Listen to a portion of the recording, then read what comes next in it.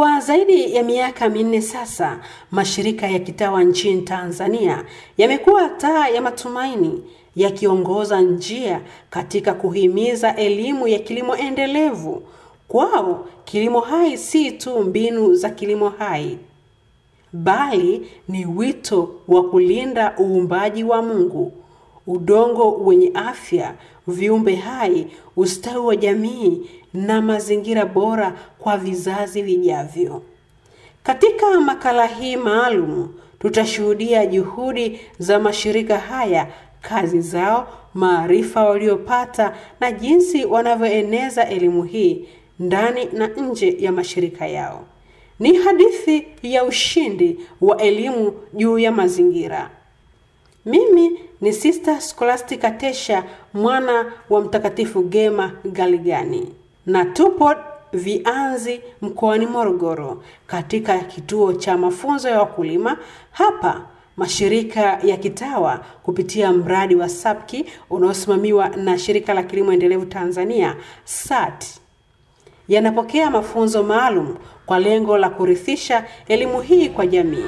Ndugu Medi Ayubu Njusi, meneja mradi wa SAPKI, anafafanua malengo ya mafunzo hayo. Tulikuwa na program 2 ambazo tumeendelea nazo. Program ya kwanza ilikuwa imehusisha hasa kuandaa mtaala kwa ajili ya kuwezesha haya mashirika mbalimbali kwenye kazi hii ya kuwezesha jamii zinazowazunguka, lakini pia kuwezesha wenzao katika maeneo tofauti tofauti. Baada ya hapo tumekuwa na wiki moja tena kwa ajili ya mafunzo ya mbinu za uwezeshaji kwa wawezeshaji, na hii inahusisha mashirika 5 ambayo yanatoka maeneo mbalimbali. Kuna shirika kama St. Gema Sisters ambao wako Dodoma, shirika pia kama masista wa mama yetu wa Kilimanjaro walioko huko makao yao makuu Kilimanjaro, lakini pia masista wa Franciscan wa Maua kutoka Kilimanjaro vile vile. Kwa hiyo kuna hatua moja au kundi moja lilihusisha hasa kutengeneza mtaala ambao ungeweza kutumiwa na mashirika mengine yote katika hii program ya outreach,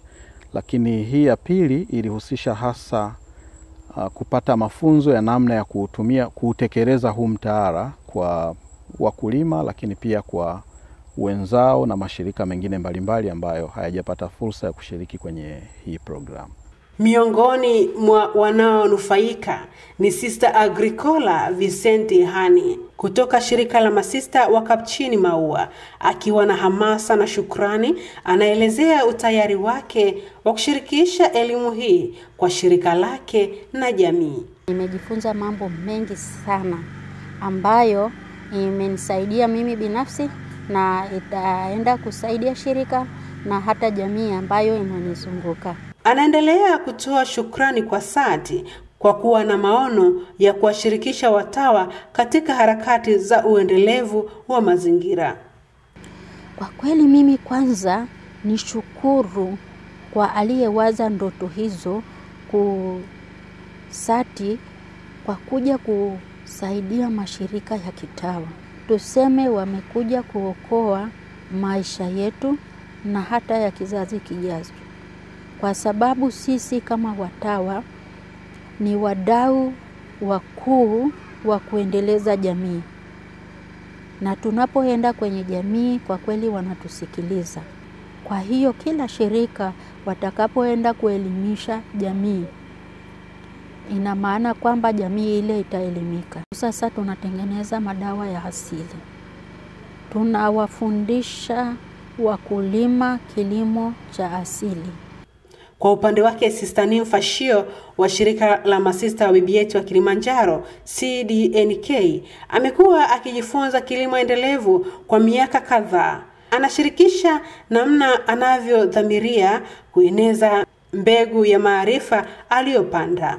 Na wiki hii tumejifunza aina mpya ambayo ni dawa ya muda mrefu ambayo inaitwa Ash Grow, ambao unatumia majivu, sabuni, maji, na sabuni inayotumika ni ya kipande. Na dawa hiyo ni rahisi kwa kila mkulima kuitengeneza, haina gharama yoyote. Kwa hiyo mimi nimeazimia kwa sasa, pamoja na kufanya hayo yote, baada ya semina hizi ninafahamu namna ya kuandaa mada, kuuliza changamoto wanazopambana nazo kwenye mashamba yao. Kwa hiyo nimeazimia nikitoka mahali hapa, pamoja na cheti nilichokipata kinanipa moyo kwenda kuchukua mbinu ambazo tumefundishwa za kuandaa hawa wakulima wadogo wadogo na wanaotuzunguka, ili pia tunapofanya hiki kilimo hai kiwe bora, kwa sababu kama anayekuzunguka hajafahamu, wewe utaweza kufanya vizuri, kwa sababu wadudu watahama kwake na watahamia kwako. Na ninaahidi kwamba kabla mwaka huu haujaisha nitajitahidi kwenda kuwezesha wakulima wanaonizunguka kwa ajili ya kutengeneza haya madawa asilia, na kwa ajili pia nitunze afya ya wanachama wa shirika na nitunze afya kwa ajili ya jamii inayotuzunguka. Kwa furaha, Sister Nympha anakumbuka ziara baina ya mashirika ambayo si tu ziliwaunganisha bali ziliwajengea uelewa wa kuona kwa macho mabadiliko ya wenzao. Mimi kwa kweli nimefaidika sana, kwa sababu ninapotembelea mashirika mengine mimi naona bado ninapata moyo. Kwa mfano nilitembea Mbinga kwa masista wale wa Mbinga na Mbingu, nikaona jinsi wana mazao ambayo sisi huku kwetu hatuna. Mfano mazao ya ndizi, ndizi zao ni ndizi za msusu na kokoa. Sasa mimi mara baada ya kutoka ile semina nilichukua miche ya msusu, nikaja kuongezea na sehemu mbalimbali msusu mashina 70, nikaotesha pia ndizi Bukoba mtoke kama mashina 10, nikaotesha pia Kimalindi ambacho ndio ndizi kuu kwetu sisi, Kimalindi na Mshare Mlaini.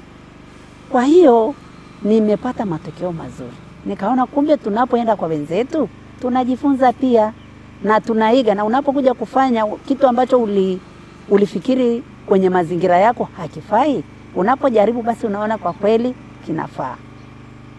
Na tumejifunza pia mbinu mbalimbali ambazo unakuta wenzako wamefanya na wewe unakuja kufanya. Inatusaidia sana kuwa na ushirikiano na umoja katika mashirika haya ambayo tunasaidiana kutembeleana.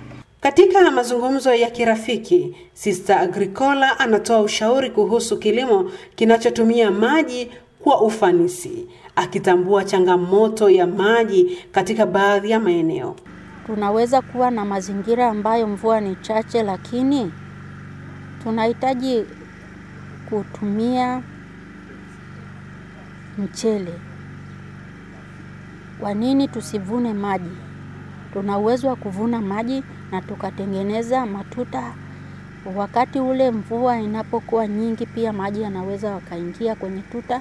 Nikatengeneza tuta langu vizuri, nikaweka kingo nzuri kabisa ya kutosha, jinsi ambavyo maji hayataweza kutoboa lile kingo na maji kubaki pale, na mmea ile aina ya mpunga inaweza kuendelea vizuri kabisa, na mpaka mwisho unaweza mkulima akavuna vizuri.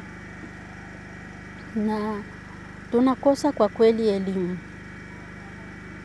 Jinsi ambavyo nimepata elimu hii, ninaweza kwenda kufundisha jamii ambayo inanizunguka. Nikifundisha jamii hiyo inaweza kwenda mbali zaidi pia. Na katika mazingira hayo hayo ya mvua kidogo, nitamfundisha mkulima kuweka matandazo shambani mwake au pia katika bustani za mboga mboga. Watu wengi wanakosa maarifa, na kwa sababu hiyo wanahangaika na umaskini. Unaweza kukuta mtu asubuhi na mapema amekaa tu, kumbe kipindi kile ambacho anakaa angeweza kukusanya matandazo, akaotesha mboga zake, akamwagilia hata na maji yale ambayo anatumia kwa ajili ya kufulia au ya jikoni. Akiweka matandazo anaweza akapata mboga za kumtosha hata kupata kipato kidogo. Kwa hiyo matandazo ni nzuri. Matandazo pia hufanya udongo wetu kuwa mpya, kwa sababu majani yale ambayo umeweka shambani yataoza. Kwa hiyo yanaendelea kuisha afya ya udongo. Nilipomuuliza Sister Nympha ikiwa walifika mkoani Dodoma kujifunza kilimo cha zabibu, majibu yake yalikuwa ya kusisimua. Dodoma tulikuwepo. Nilifahamu vizuri namna ya kutengeneza yale matuta kwa ajili ya kuoteshea mzabibu. Kwa kweli mimi nilikuwa naona mzabibu unachimba kishimo kidogo tu unaweka mzabibu. Kumbe kipimo cha tuta la mzabibu unapima sentimeta 90 kwa kwenda chini. Upana unapima sentimeta 90 kwa upana. Alafu unakuwa na mbolea ya kutosha. Mbolea unachanganya na udongo. Unaanza awamu ya kwanza. Awamu ya pili unachanganya na udongo tena mbolea nyingi, unaweka awamu ya pili. Awamu ya tatu kama mbolea ni nyingi, unajaza lile shimo la mzabibu. Kwa kweli sisi Mara tulipotoka nilichukua miche 12. Na majaribio tumefanyia kwenye shamba la Tumaini. Tuliandaa tuta na tumeotesha hiyo miche, tunaimwagilia na maelekezo tulipewa kumwagilia mara moja. Sasa mwanzoni si mimi nilifikiri unamwagilia kila siku kama mboga. Kwa hiyo tunaangalia sasa matokeo yake yatatokea nini. Kilichonifurahisha sana nilipoingia tu mazingira ya pale Dodoma, kitambulisho nilikikuta mlangoni yetini kuingia. Tayari kuna mzabibu unaotujulisha kwamba hawa watu ni walimaji wa mzabibu. Nilipoenda shambani kwa miaka iliyopita, kuna matuta yaliyoandaliwa kwa namna tuliyoiandaa msimu huu tulioenda juzi. Tuliona mzabibu wake ni tofauti kabisa na ule mzabibu ambao ulioteshwa bila kufuata kanuni za matuta. Mzabibu ni mzuri, umestawi, una afya. Mzabibu ni mnene, tunda lake ni lizuri na linapendeza na linavutia na unatamani kula. Na katika ziara ya mashamba, Sister Agricola hawezi kusahau utamu wa ndizi ya kisukari kutoka kwa shamba la Sister Verona huko Emausi mkoani Kilimanjaro. Ushuhuda ambao ninautoa sasa, nimefika pale. Kwanza mara ya kwanza nilipofika, maparachichi yameoteshwa ni kama yamedumaa. Kwenye akili yangu nikasema nani atakuwa amewapa wazo la kuotesha maparachichi hapa? Kwa sababu chini ni mwamba. Na je, watakuwa wameweka mbolea kiasi gani iweze kuyeyusha ule mwamba chini?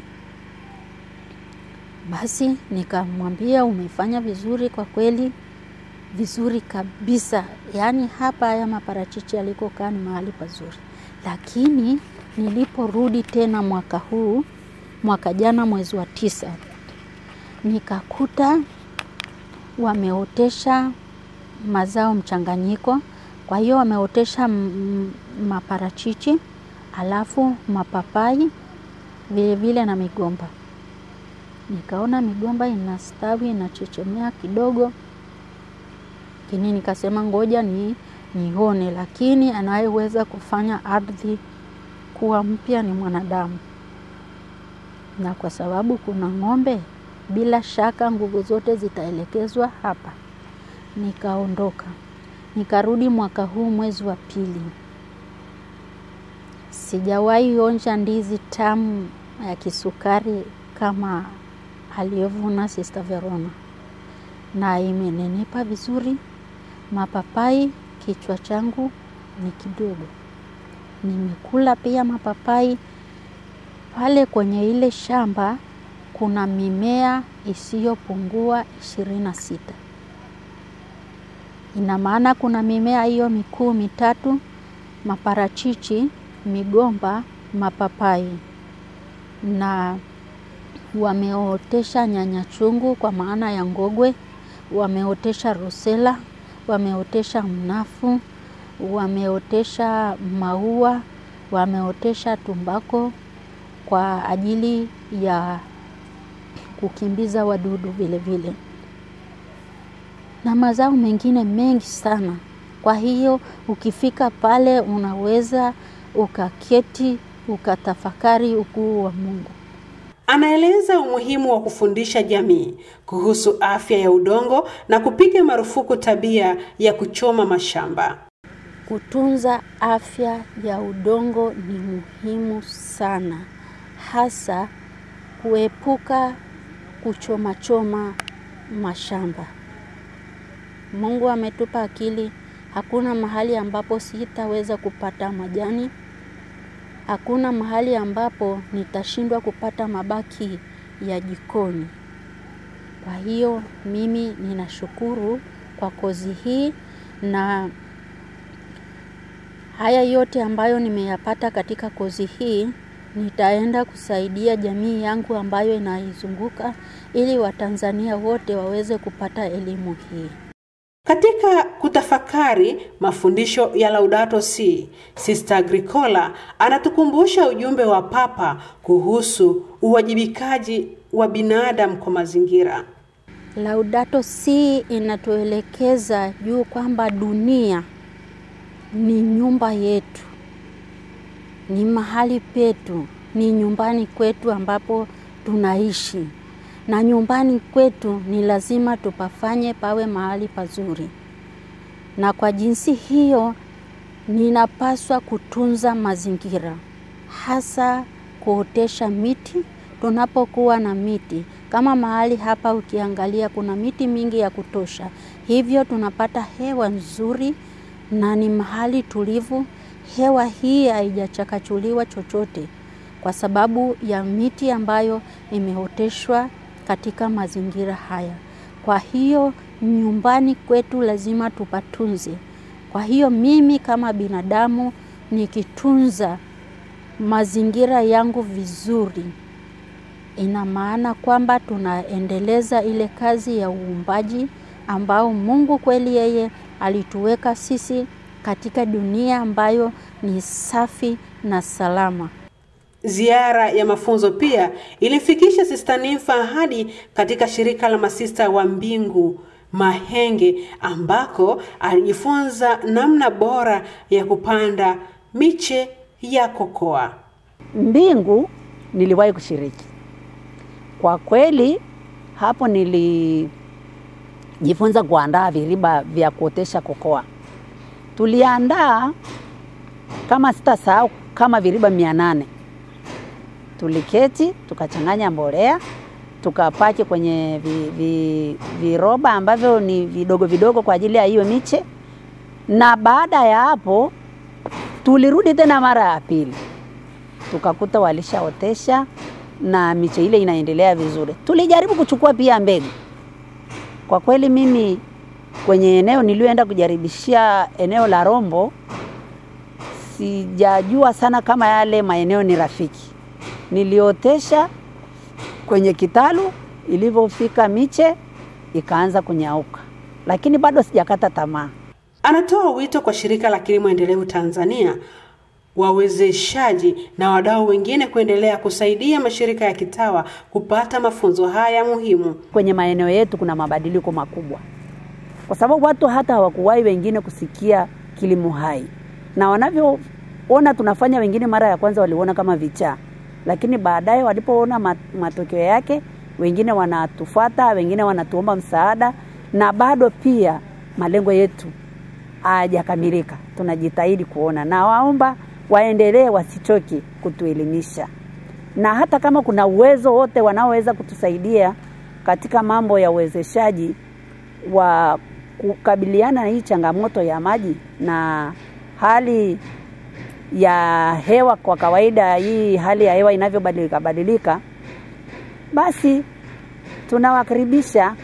Tuko tayari kusaidika, tuko tayari kupewa mawazo, tuko tayari kuelimishwa. Kwa kweli elimu hii inaweza kuenea duniani ikiwa jamii zitaiga mfano wa mashirika haya na kujifunza kwa vitendo, kama anavyoeleza Brother Medi Njusi. Tumekuwa tukiwapatia mafunzo, lakini pia tumekuwa na specific consulting za kusaidia develop mipango matumizi bora ya ardhi kwa maeneo yao, mifumo ya maji au usimamizi endelevu wa maji kwa maeneo, lakini pia kuweza kuendeleza shughuli za kilimo biashara. Sambamba na hilo, mradi huu unalenga pia kuyasapoti haya mashirika pia kuweza kuendesha outreach program ili waweze pia kuwasaidia au kusaidia jamii ambazo zinawazunguka, lakini pia waweze kupeleka ujuzi huu ambao wanaupata wa kilimo endelevu kwa mashirika mengine na watu wengine, ili kwa kweli kuweza kukuza au kupanua wigo wa kilimo endelevu. Kwa maneno yake mwenyewe, Brother Medi anathibitisha kuwa mtaala wa kufundishia upo tayari na mashirika yaliyopokea elimu sasa yana uwezo wa kuufikisha kwa wengine. Mchakato wa kuandaa mtaala huu ulihusisha angalau hatua kadhaa. Kwa kulikuwa na hatua ya kwanza ambayo hasa ilihusisha kufanya training need assessment, kwa maana ya kujaribu kuchambua mahitaji ni nini ya mafunzo, lakini baadaye kuweza kuisolate yale malengo mapana ya hii elimu au programu ya elimu ambayo tunakusudia kuianzisha, lakini pia kwa pamoja kuweza kuainisha ni aina gani ya utaalamu ambao unahitajika kwenye mashirika haya, ili kwanza wao wenyewe waweze kuboresha shughuli zao za kilimo, lakini pia ujuzi wanaoupata waweze kufikisha kwa wakulima ambao wanawazunguka pamoja na watu wengine. Lakini pia tukajaribu kuandaa ile scope na sequence kwa kila kozi ambayo tulikuwa tumeitambua kwa kadri ya mahitaji ya mashirika husika na wale wanaowazunguka, na hivyo kukamilisha mtaala katika eneo husika. Kuna mambo kadhaa ambayo wameweza kujifunza, na labda niseme tu kwamba hii ni hatua ya pili, kwa sababu mwaka jana tulikuwa na hatua ya kwanza ambayo ilihusisha mafunzo kwa uwezeshaji, hatua ya kwanza, lakini kwa mwaka huu ni hatua ya pili, na ikilenga hasa kukuza zile stadi za kuwezesha. Na katika kukuza stadi hizi za kuwezesha tuliweza kutambua maeneo kadhaa ambayo tunahitaji kujifunza zaidi au wanahitaji kujifunza zaidi. Kwa hiyo kulikuwa na masuala ya matumizi ya learner centered methodology, kulikuwa pia na kuweza kuelewa vizuri kanuni za kujifunza mtu mzima, lakini vile vile ile experiential learning cycle ambayo inawasaidia hasa kuweza kuelewa namna ya kupangilia mada yao kwa namna ambayo wanaweza kuvuta wasikilizaji wakaweza kuwasikiliza, lakini pia kutumia mbinu mbalimbali ambazo zinafanya waendelee kuchochea ule upendezi, lakini pia namna ya kuintegrate masuala ya vitendo, kwa sababu watu wazima siku zote wanajifunza kwa uzuri zaidi pale ambapo wanafanya kwa vitendo badala ya kuwa na nadharia peke yake. Lakini pia kuna mambo mengine mbalimbali ambayo wamejifunza yanayohusiana na hasa kwa mfano vitu kama tunaita bolt and nuts, vitu vidogo vidogo ambavyo lakini ni muhimu sana katika kufikisha huu ujumbe au kufikisha hii elimu kwa wengine.